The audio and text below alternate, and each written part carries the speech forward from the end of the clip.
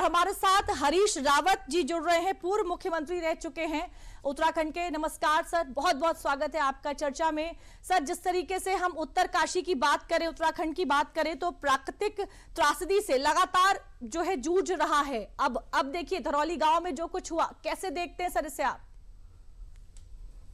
ये तो बहुत ही दर्दनाक और भयावह चिंताजनक स्थिति है जो धराली गांव में दिखाई देता है।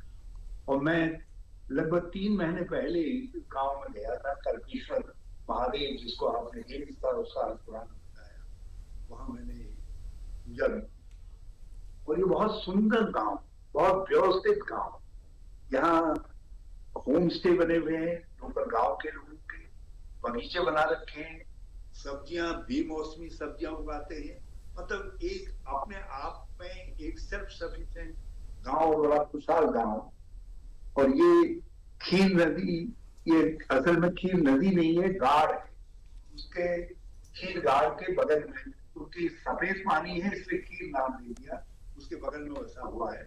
कभी 150-200 साल पहले यहाँ सैलाब आया था, आज फिर वही सैलाब आया है। और आपने अपने इंट्रोडक्टरी उसमें कहा है कि बादल फटने की घटना होती है, और ये बादल फटने की घटना भी हो सकती है और ग्लेशियर टूटने की घटना भी हो सकती है, क्योंकि ये गंगा की जो धारा निकलती है वो ग्लेशियर है ऊपर बहुत ऊंचाई में, और उससे चढ़ाई है, बिल्कुल एक खड़ी चढ़ाई है। इसीलिए इतने वेग से पानी आया कि लोग संभल नहीं पाए और अपने साथ आधे गांव को अपनी चपेट में लेकर के गया है। और ज्यादातर होटल मोटल सारी वो सब बर्बाद हो गए हैं। एक छोटा वहां का बाजार था, वो बाजार भी तहस हो गया, बर्बाद हो गया है। और सबसे बड़ी चिंता हमको ये है कि कितने लोग हैं, कुछ कहा नहीं जा सकता है। गांव के तो मुझे बताया है कि 20-2200 गायब हैं, लेकिन और कितने लोग थे बाजार में, वो अंदाज लगाया जा रहा है। वहां एक पूजा होती थी, नाग पूजा। कल उसके जिस दिन घटना हुई उसके रात को वो पूजा हुई थी। उस समय तो बहुत लोग थे वहां। ये तो दिन में आया, दिन के वक्त तो कुछ ही लोग वहां रह गए थे, तो इसलिए हो सकता है जान माल का नुकसान जितना हम लोग डरे हुए हैं उतना न हो। उनकी कृपा रहेगी जो भी है, और स्थिति चिंताजनक है। लेकिन आपने बादल फटने की जो घटना, बादल फटने की बात कही, वो सारे हिमालयी क्षेत्रों के लिए बड़ी चिंता जी। और ये निरंतर हो रहे बादल, और हमारे वहाँ अधिकांश गांव जो पहाड़ियों के बीच में घाटियों में बसे हुए थे, तो वो सारे गांव जो है वल्नरेबल हो गए हैं कि बादल फटने की घटना से, क्योंकि घाटियों में ज्यादा बादल फटते, कुछ चाहे ऊंचे हिमालयी क्षेत्र हो या मध्य हिमालय के क्षेत्र हो, सब जगह बना हुआ है। हिमाचल में जो कुछ हो रहा है, जो कुछ उत्तराखंड में हो रहा है, ये राष्ट्रीय चिंता का विषय होना चाहिए, क्योंकि क्लाइमेट चेंज का सबसे गंभीर असर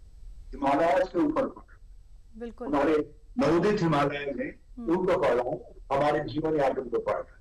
कुछ हो सकता है विकास की धूप में हमने भी प्रकृति से बहुत छेड़छाड़, अनियमित विकास हुआ है, उसको भी ठीक करने की जरूरत है।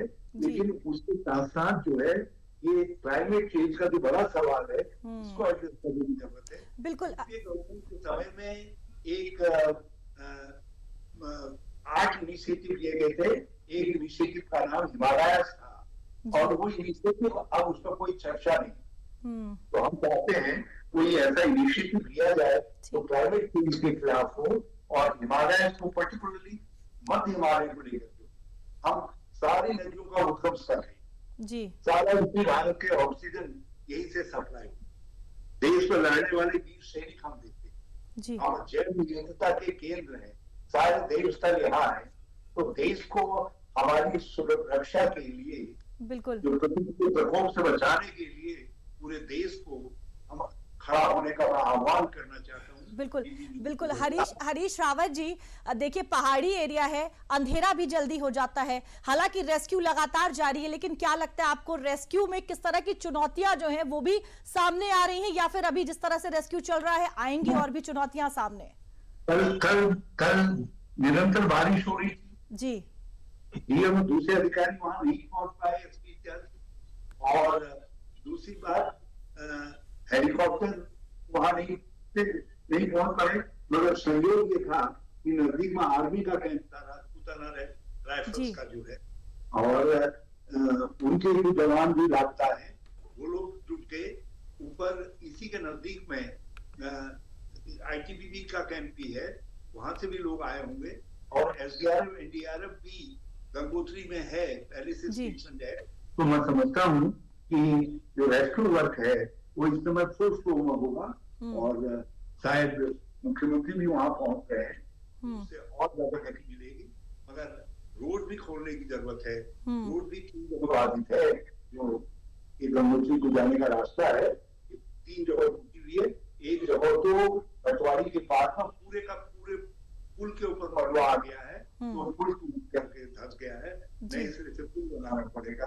बहुत सारी स्थितियां हैं वहां पर जो है, तो अच्छी वर्क ठीक चल रहा है। जी जी, हरीश राव जी जी, मेरी मुकवा के लोगों से बात की थी, वो जो सीटी बजाई है, जिन लोगों ने वीडियो बनाया है, बिल्कुल मुकवा के ही लोग हैं, जो आवाजें सुनाई दे रही है बच्चों बच्चों, वो वही लोग कह रहे हैं, लेकिन वो आवाजें गांव तक नहीं पहुंच पाई, बीच में भागीरथी है जी, तो इसलिए उनकी आवाजें वहां तक नहीं पहुंच पाई।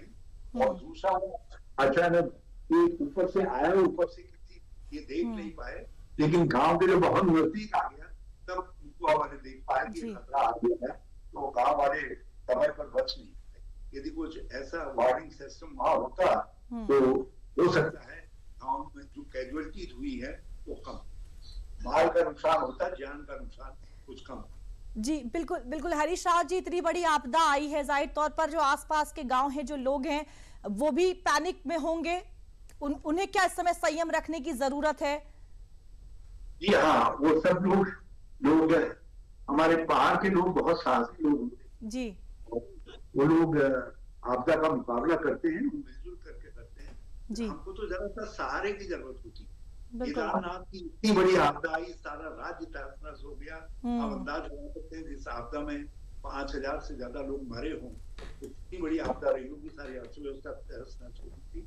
ये हमारे गांव के लोग थे, हमारे उत्तराखंड के लोग थे, जिन्होंने साहस दिखाया और 1.5 साल में पूरा रिकंस्ट्रक्शन कर सरकार का तो केवल सहारा चाहिए, और सहारा मिलेगा तो एक बार ये धराली एक बार फिर आपको पहले की तरीके से जो आपने पिक्चर दिखाई थी अभी दिखाया था पहले की धराली का, फिर आपको ऐसा ही धराली दिखाई देगा।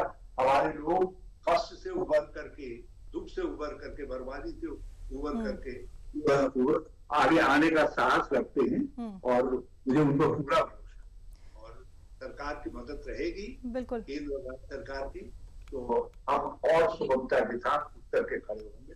ये early warning system, disaster management आदि के लिए लोग कुछ इस तरीके का सेंट्रल प्रबंधन होना चाहिए, ताकि हमारे ये वल्नरेबल क्षेत्रों के अंदर हमको थोड़ा सी समय मिल जाए, आधे घंटे का 1 घंटे का रिस्पॉन्स टाइम मिल जाए तो बहुत कुछ बचा। बिल्कुल बिल्कुल हरीश राव जी, बहुत बहुत धन्यवाद हमारे साथ जुड़ने के लिए, अपना कीमती वक्त देने के लिए बहुत बहुत धन्यवाद सर। हरीश रावत जी जुड़ रहे हैं, पूर्व मुख्यमंत्री रह चुके हैं उत्तराखंड के। नमस्कार सर, बहुत बहुत स्वागत है आपका चर्चा में। सर, जिस तरीके से हम उत्तरकाशी की बात करें, उत्तराखंड की बात करें, तो प्राकृतिक त्रासदी से लगातार जो है जूझ रहा है। अब देखिए धरौली गांव में जो कुछ हुआ, कैसे देखते हैं सर इसे आप?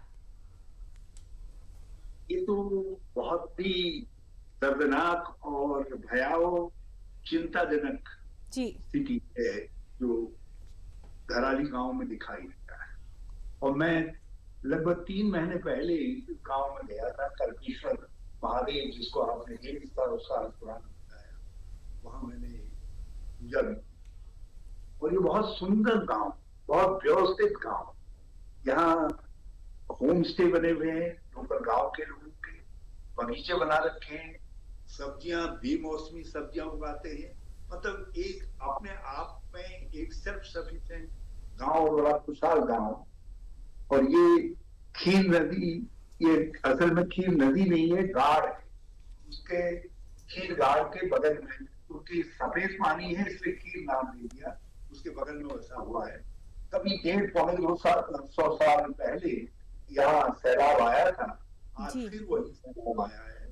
और आपने अपने इंट्रोडक्टरी उसमें कहा है कि बादल फटने की घटना होती है, और ये बादल फटने की घटना भी हो सकती है और ग्लेशियर टूटने की घटना भी हो सकती है, क्योंकि ये गंगा की जो धारा निकलती है वो ग्लेशियर है ऊपर बहुत ऊंचाई में, और उससे चढ़ाई है, बिल्कुल एक खड़ी चढ़ाई है, इसीलिए इतने वेग से पानी आया कि लोग संभल नहीं पाए और अपने साथ आधे गांव को अपनी चपेट में लेकर के गया है। और ज्यादातर होटल मोटल सहारी वो सब बर्बाद हो गए हैं। एक छोटा वहां का बाजार था, वो बाजार भी तहस हो गया, बर्बाद हो गया है। और सबसे बड़ी चिंता हमको ये है कि कितने लोग हैं, कुछ कहा नहीं जा सकता है। गांव के तो मुझे बताया है कि 20-22 घायल हैं, लेकिन और कितने लोग थे बाजार में वो अंदाज लगाया जा रहा है। वहां एक पूजा होती थी, नाग पूजा, कल उसकी जिस दिन घटना हुई उसके रात को पूजा हुई थी। उस समय तो बहुत लोग थे वहां, ये तो दिन में आया, दिन के वक्त कुछ ही लोग वहां रह गए थे, तो इसलिए हो सकता है जान माल का नुकसान जितना हम लोग डरे हुए हैं उतना न हो, उनकी कृपा रहेगी जो भी है। और स्थिति चिंताजनक है। लेकिन आपने बादल फटने की जो घटना, बादल फटने की बात कही, वो सारे हिमालयी क्षेत्रों के लिए बड़ी चिंता है। और ये निरंतर हो रहे बादल और हमारे वहाँ अधिकांश गांव जो पहाड़ियों के बीच में घाटियों में बसे हुए थे, तो वो सारे गांव जो है वल्नरेबल हो गए हैं कि बादल फटने की घटना से, क्योंकि घाटियों में ज्यादा बादल फटते हैं। कुछ चाहे ऊंचे हिमालयी क्षेत्र हो या मध्य हिमालय के क्षेत्र हो, सब जगह बना हुआ है। हिमाचल में कुछ हो रहा है, जो कुछ उत्तराखंड में हो रहा है, ये राष्ट्रीय चिंता का विषय होना चाहिए, क्योंकि क्लाइमेट चेंज का सबसे गंभीर असर हिमालय के ऊपर पड़ रहा है। हमारे नवोदित हिमालय में उनको पड़ रहा है, हमारे जीवन यापन को पड़ रहा है। कुछ हो सकता है विकास की धूप में हमने भी प्रकृति से बहुत छेड़छाड़, अनियमित विकास हुआ है, उसको भी ठीक करने की जरूरत है। लेकिन उसके साथ साथ जो है ये क्लाइमेट चेंज का जो बड़ा सवाल है, इसको एड्रेस करने की जरूरत है। बिल्कुल। के समय में एक 8 इनिशिएटिव लिए गए थे। एक इनिशिएटिव का नाम हिमालय था, और वो इनिशिएटिव अब उसका कोई चर्चा नहीं। तो हम चाहते हैं कोई ऐसा इनिशिएटिव लिया जाए तो क्लाइमेट चेंज के खिलाफ हो, और हिमालय को पर्टिकुलरली मध्य हिमालय को लेकर हम सारी नदियों का उद्गम स्थल है जी, सारा उत्तरी भारत के ऑक्सीजन यही से सप्लाई। देश में लड़ने वाले वीर सैनिक हम देखते हैं, हम जैव विविधता के केंद्र हैं, सारे देव स्थल यहाँ है। तो देश को हमारी सुरक्षा के लिए, बिल्कुल, जो प्रकृति के प्रकोप से बचाने के लिए पूरे देश को हम खड़ा होने का आह्वान करना चाहता हूँ। बिल्कुल बिल्कुल। हरीश रावत जी, देखिए पहाड़ी एरिया है, अंधेरा भी जल्दी हो जाता है, हालांकि रेस्क्यू लगातार जारी है, लेकिन क्या लगता है आपको रेस्क्यू में किस तरह की चुनौतियां जो हैं वो भी सामने आ रही हैं, या फिर अभी जिस तरह से रेस्क्यू चल रहा है आएंगी और भी चुनौतियां सामने? कल निरंतर बारिश हो रही थी जी, डीएम दूसरे अधिकारी वहां नहीं पहुंच पाए, एसपी इत्यादि।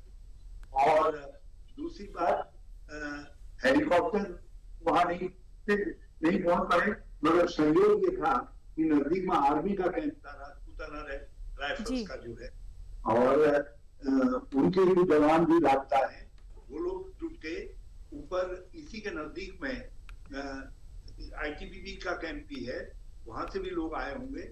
और एसडीआरएफ एनडीआरएफ भी गंगोत्री में है, पहले से स्टेशन है। तो मैं समझता हूँ कि जो रेस्क्यू वर्क है वो इस समय फुल फ्लो में होगा, और शायद मुख्यमंत्री भी वहां पहुंच गए हैं, उससे और ज्यादा गति मिलेगी। मगर रोड भी खोलने की जरूरत है, रोड भी 3 जगह बाधित है, जो गंगोत्री को जाने का रास्ता है, 3 जगह टूटी हुई है। एक जगह तो पटवारी के पास में पूरे का पूरे पुल के ऊपर मलबा आ गया है, तो पुल टूट करके धंस गया है, नए सिरे से पुल बनाना पड़ेगा। बहुत सारी स्थितियां हैं वहां पर जो है, तो अच्छी वर्क ठीक चल रहा है। जी जी, हरीश राव जी इतनी जी मेरी मुकवा के लोगों से बात की थी, वो जो सीटी बजाई है, जिन लोगों ने वीडियो बनाया है, बिल्कुल, वो मुकवा के ही लोग हैं, जो आवाजें सुनाई दे रही है बच्चों बच्चों बच्चों, वो वही लोग कह रहे हैं, लेकिन वो आवाजें गांव तक नहीं पहुंच पाई। बीच में भागीरथी है जी, तो इसलिए उनकी आवाजें वहां तक नहीं पहुंच पाई। और दूसरा वो अचानक ऊपर से आया, ऊपर से किसी ये देख नहीं पाए, लेकिन गांव के जब बहुत नजदीक आ गया तब उनको वाले देख पाए कि खतरा आ गया है, तो गांव वाले समय पर बच नहीं पाए। यदि कुछ ऐसा वार्निंग सिस्टम वहां होता तो हो सकता है गांव में जो कैजुअलिटीज हुई है वो कम, माल का नुकसान होता, जान का नुकसान कुछ कम। जी बिल्कुल बिल्कुल हरीश राव जी, इतनी बड़ी आपदा आई है, जाहिर तौर पर जो आसपास के गांव हैं, जो लोग हैं, वो भी पैनिक में होंगे। उन्हें क्या इस समय संयम रखने की जरूरत है? जी हाँ, वो सब लोग हमारे पहाड़ के लोग बहुत साहसी लोग होते हैं जी, वो लोग आपदा का मुकाबला करते हैं, मिलजुल करके करते हैं जी, हमको तो ज्यादातर सहारे की जरूरत होती है। बिल्कुल, की इतनी बड़ी आपदा आई, सारा राज्य तहस हो गया। आप अंदाज लगा सकते हैं जिस आपदा में 5,000 से ज्यादा लोग मरे हों, तो कितनी बड़ी आपदा रही होगी, सारी अर्थव्यवस्था तहस नहस हो गई थी। ये हमारे गांव के लोग थे, हमारे उत्तराखंड के लोग थे, जिन्होंने साहस दिखाया और 1.5 साल में पूरा रिकंस्ट्रक्शन कर दिया। सरकार को तो केवल सहारा चाहिए, और सहारा मिलेगा तो एक बार ये धराली एक बार फिर आपको पहले की तरीके से, जो आपने पिक्चर दिखाई थी अभी दिखाया था पहले की धराली का, फिर आपको ऐसा ही धराली दिखाई देगा। हमारे लोग कष्ट से उबर करके, दुख से उबर करके, बर्बादी से उबर करके आगे आने का साहस रखते हैं, और मुझे उन पर पूरा भरोसा, और सरकार की मदद रहेगी, बिल्कुल केंद्र सरकार की, तो हम और सुगमता के साथ उठ करके खड़े होंगे। ये early warning system, disaster management आदि के लिए लोग कुछ इस तरीके का सेंट्रल प्रबंधन होना चाहिए, ताकि हमारे ये वल्नरेबल क्षेत्रों के अंदर हमको थोड़ा सी समय मिल जाए, आधे घंटे का 1 घंटे का रिस्पॉन्स टाइम मिल जाए तो बहुत कुछ बचा। बिल्कुल बिल्कुल हरीश राव जी, बहुत बहुत धन्यवाद हमारे साथ जुड़ने के लिए, अपना कीमती वक्त देने के लिए बहुत बहुत धन्यवाद सर।